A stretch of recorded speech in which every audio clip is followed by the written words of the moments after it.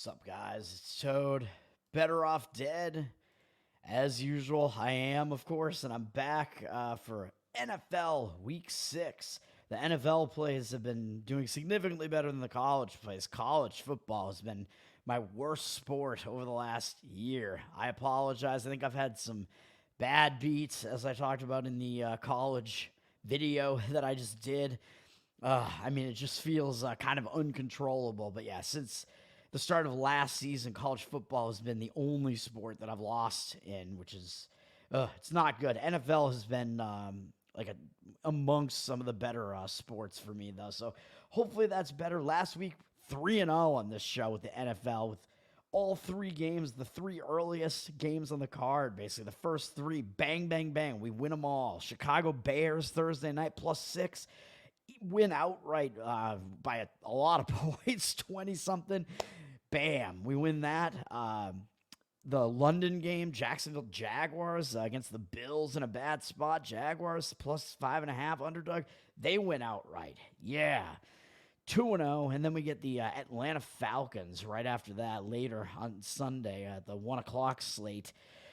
I think they outplayed Houston. They were winning for most of that game, and then Houston had that touchdown late to actually come from kind of out of nowhere and take the lead late after Atlanta had really held their offense in check, although Atlanta's offense had kind of not been cashing in.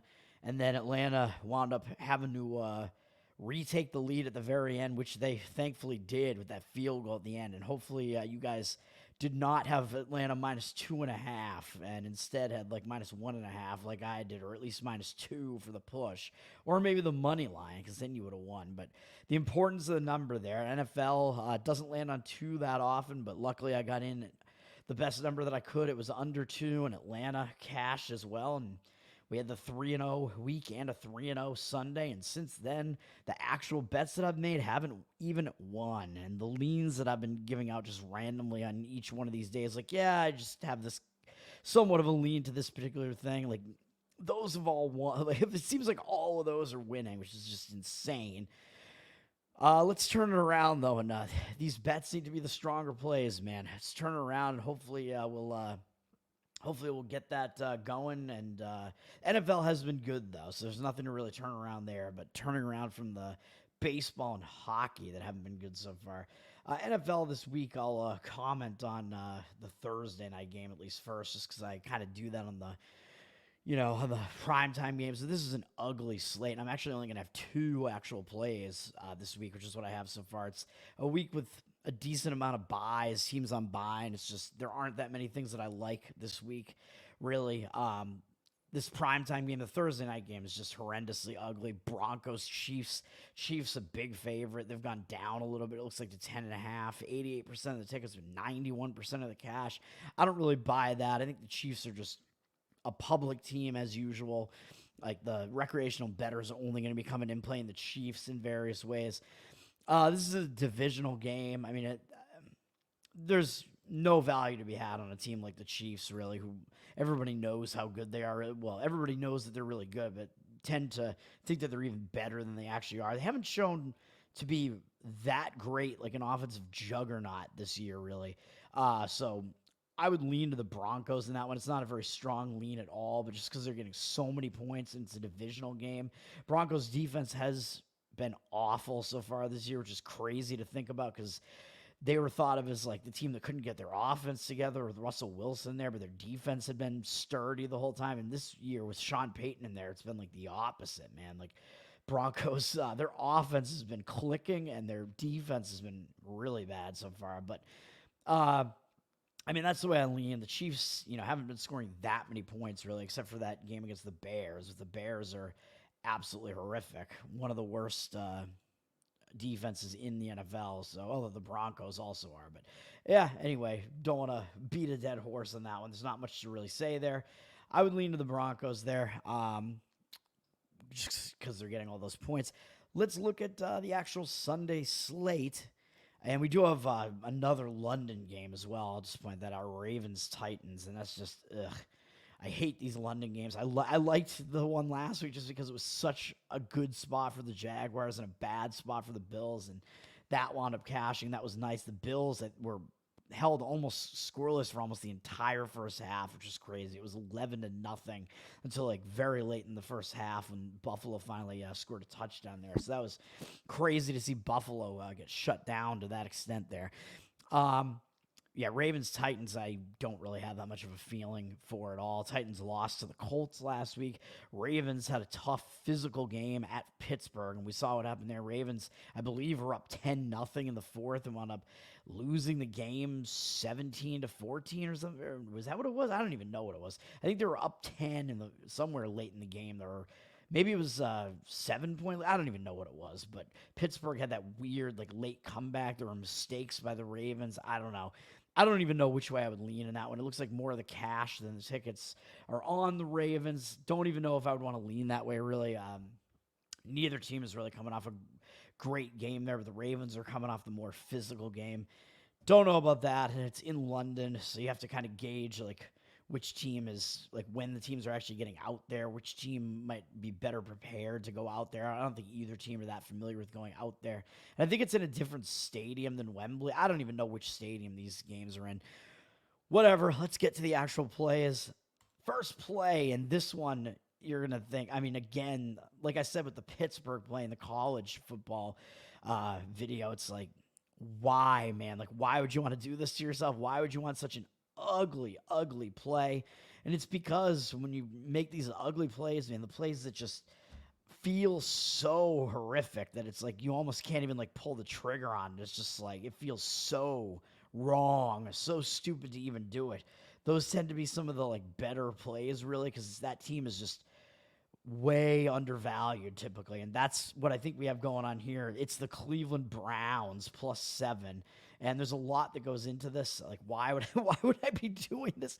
This is against the 49ers. You can see here it looks like 91% of the tickets, but 94% of the cash on the 49ers. You can see the line has moved up from 3-7, but I wouldn't put much stock into any of those numbers really here. I don't think there's any way that the 49ers are going to be getting like that much of a majority of the cash here, as opposed to like the ticket percentage there. Even though, of course, they're going to be a very public team, but I think that will kind of even out a little bit. But the number moving from 3-7, I think 3 might have been like from a week ago, and I think this is a move because of the Browns quarterback situation where we don't know what's happening with Deshaun Watson, and this line is kind of indicating that he's not going to play. But I'm not totally sure about that. We'll see. But why do I want to do this? Well, first of all, I want to look to go against the 49ers. That's first and foremost, because what did we see? They had a huge primetime game. It was the hyped game of the week against the Dallas Cowboys. It was like the big NFC matchup. People were saying it might be the NFC like conference championship preview, whatever. Cowboys have looked like a really good team. San Francisco went into that game and just absolutely drilled Dallas. But there were a lot of reasons why that was. I mean, yeah, they, of course, like statistically, they did completely dominate them. But Dallas had a ton of mistakes, 4 turnovers, -3 in the turnover department. When you do something like that, you're not going to win the game, man. It's just that's just the way it is in the NFL. You can't turn it over that much and win. So that's going to make the 49ers look a little bit better than they are, even though they dominated.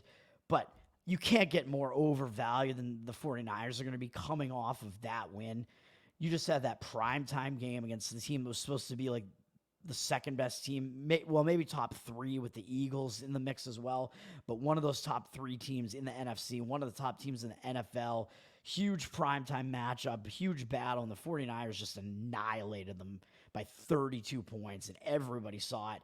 The stock is as high as it's going to get probably on the 49ers. Can't really get much higher than that. And now they have to go on the road on a slightly short week because it was a night game there, the Sunday night, and they have to go play an out-of-conference road game. And they have a game that's a bit of a bigger game after that.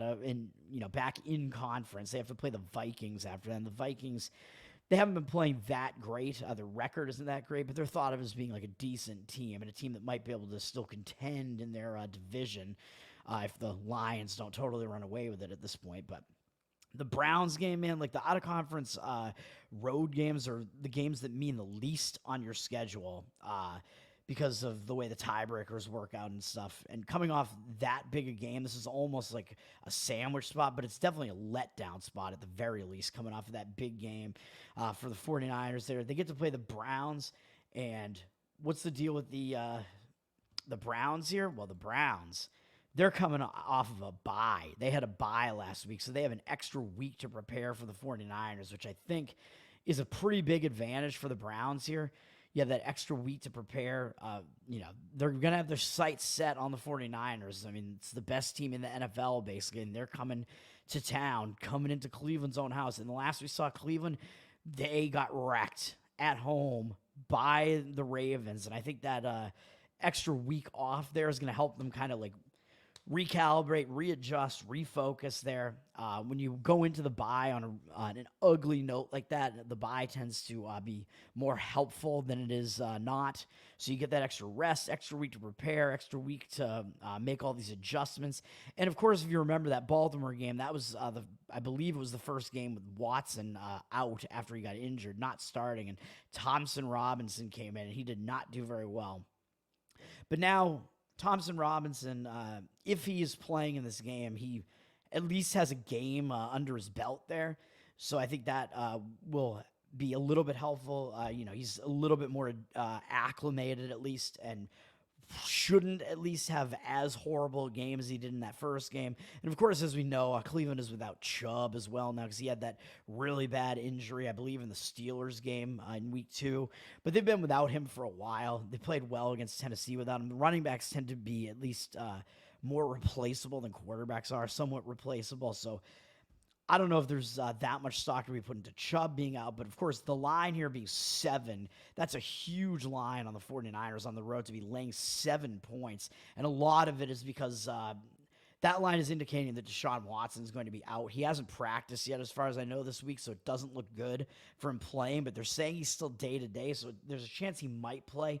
And if he does play, the line should drop kind of back down into maybe that like 4 or so range, I would say. I don't think it's going to drop all the way back down to like the 3 or whatever. So if that's the case and you've taken the Browns at +7 at that key number, that's fine because you're just getting a lot of value over what the number winds up being if Watson does wind up playing. But if he doesn't, I still think that there's value in taking that big number with the 7 with the Browns here because the 49ers are in such a major letdown spot here. And the Cleveland Browns, of course, they're going to have to, Thompson Robinson's going to have to, he's going to have to limit his mistakes, of course, in this game. But the Browns being at home getting 7 points is a lot in the NFL. And the Browns, don't forget, they do have a pretty good defense. They're a pretty physical team. So a team that does have a decent defense, even though the 49ers, of course, also have a really good defense. But in a game that, might feature 2 like good defenses, and with the 49ers not in a good situational spot, Cleveland having that extra rest, extra time to prepare for this, 7 is just a lot of points there, and Cleveland's defense is good enough that they can potentially keep them in this game here. And the over-under here is very low, 37 points for the total here. It's one of the lowest, and it looks like it's gone down from 42, and it's actually trending towards the under. Some of that probably has to do with Deshaun Watson being out, but you see the over has 78% of the tickets with the under 60% of the cash there. So it looks like there is play on the under too. So with the total being that low, like maybe the lowest on the entire NFL slate here, 37, very low, getting 7 points at home with a team that can play decent defense with a total that's that low, those points just have that much more value each individual point does if you're expecting that low a total. So I like the Cleveland Browns, as horrifically ugly as that is. Cleveland +7, man. And the one other play is going to be the first play that I had my sights set on this week, really. There's a lot going into this one. I really like this play, the Indianapolis Colts +4.5. My favorite team, the Indianapolis Colts. Of course, last time I did take them as an underdog was against Baltimore, and they were able to win that game outright, which I was very happy about. Cashing that ticket, cashing the moneyline ticket, my favorite team wins. All good news there, but I'm going to be back, going back to the well here on Indianapolis. And we look at the market here briefly. This is another 1 o'clock game on Sunday. See, the Jaguars have dropped from 5.5 down to 4, so it didn't quite get that 4.5. If you can find the 4.5 out there, obviously I prefer that to the 4.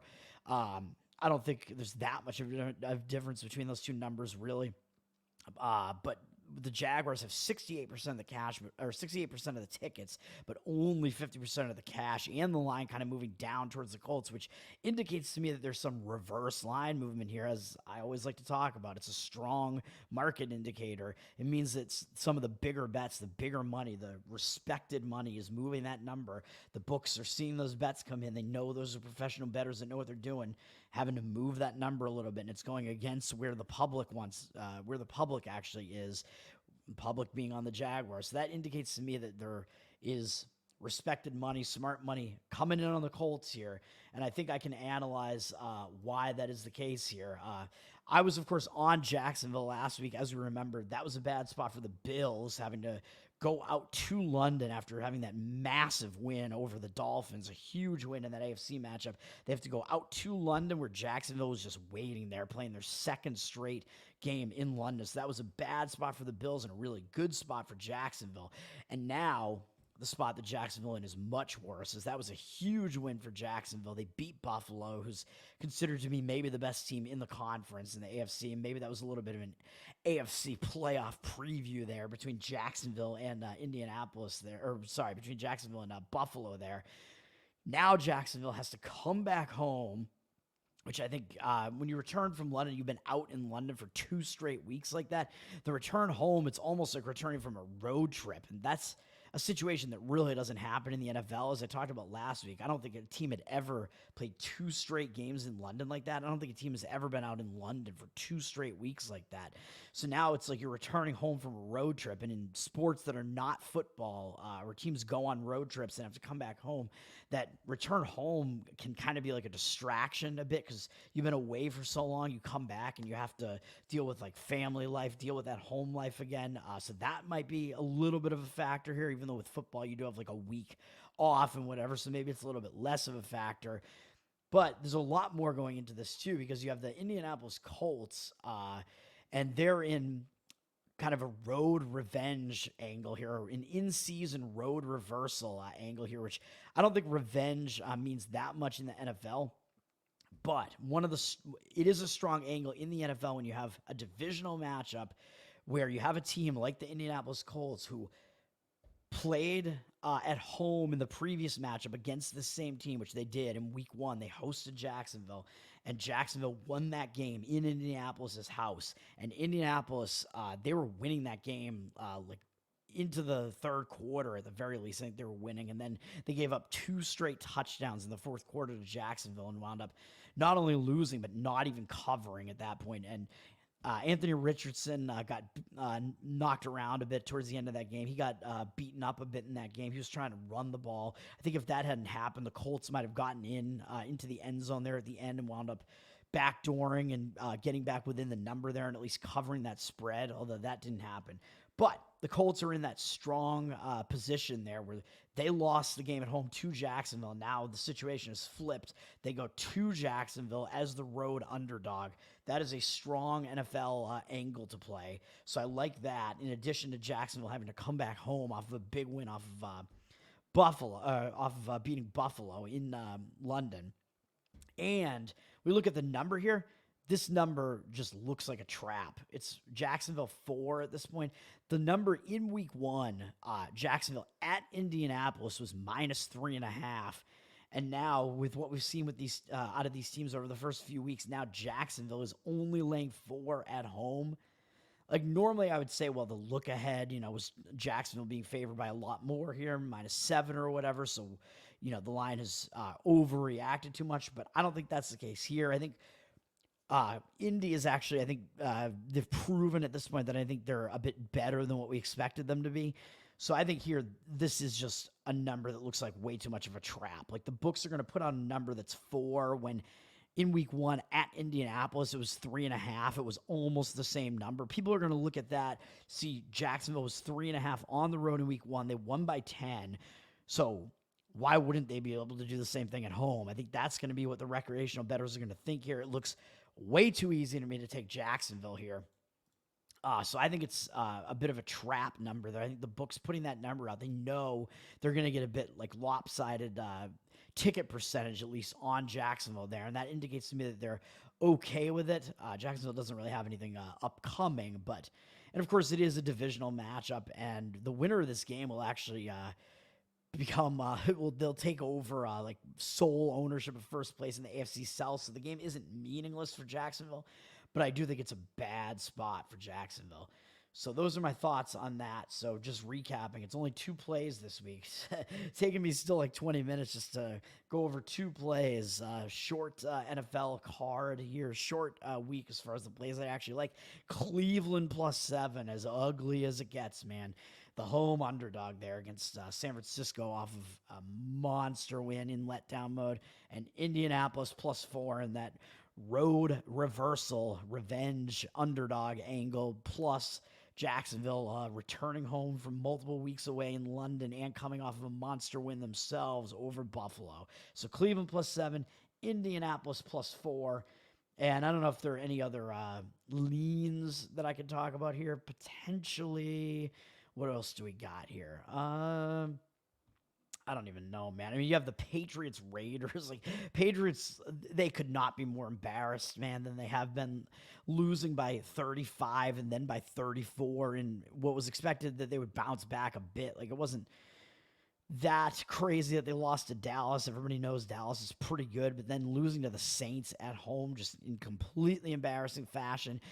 And the Raiders have now ticked up to a 3-point favorite. It's like, what is going on here, man? And the Raiders have a short week. They played on Monday. People saw they won somehow against Green Bay. I would tend to lean to the Patriots there, but oh God, like, yeah, I mean, it's not strong at all, but I would tend to lean that way. I kind of lean to the Buccaneers just because they're a home underdog and they had a bye last week, whereas the Lions have just looked unstoppable recently. They've looked too good, and everybody loves that Lions offense. I think the Buccaneers, they have the better defense, and they're at home coming off a bye. Lions were helped out by some mistakes, some turnovers by the Panthers last week. So I think the Lions might be a bit overvalued. And you can see here they have 84% of the tickets, but only 78% of the cash. So that looks like one of those public road favorites there in the Lions that you kind of want to look to go against there. I would tend to look for the Buccaneers to cover that as the home underdog there. I think there's value there coming off that bye. Eagles, maybe Eagles, Jets, another home underdog there where you have that public road team, and the Eagles with 87% of the tickets, 75% of the cash, and up to 7, up to that key number. I mean, that looks ugly, but the Jets can at least play defense there, and the Eagles have some pretty big like upcoming games. So they might like not fully pay attention to the Jets in a spot like that. And it is, I believe it's a second straight road game for the Eagles after they had to play in LA. Now they have to cross the country back east to have to play in New York before they have some like bigger games like on deck. It's not a great spot for the Eagles there. Jets definitely still have a good defense. So I would look to take the Jets +7 as, I mean, I'm not going to actually be on that, but as another lean there. And then you got Giants Bills. I'll talk about the primetime games briefly. This is just a horrifically ugly one, kind of like Broncos Chiefs. It's like, why would you even want to watch this game as a primetime game? The Bills are up to a 14-point favorite. Giants, I don't know if Saquon Barkley is coming back. It seems like he might. I hope he is because he's on my fantasy team. Seems like he might be coming back this week. Daniel Jones might be out. He went out last week. Giants have so many injuries all over the place. They've looked awful. If Jones isn't going to go, it's going to be Tyrod Taylor. I don't even know how much that affects the line. Maybe a couple points. Maybe it's gone up to 14 because maybe they're not expecting Jones to play. I really don't know. The Bills are just so public, though, and the line is just so big at 14 that I don't see that there could really be any value on the Bills there at all. As ugly as it is, I think the only way that I'd be able to play that would be to take the 14 with the Giants. I mean, it is still an NFL team there, getting 2 touchdowns. And, you know, the Bills, they are returning from that London game as well, where they went out there. I mean, it's still a fairly, like, big game when you played Jacksonville out there, and the Bills lost that game. They were coming off an even bigger game against the Dolphins. So yeah, I would only look that way there. Don't know who the Bills have up next, though. I haven't really looked. And then Cowboys Chargers. This is a tough read to make.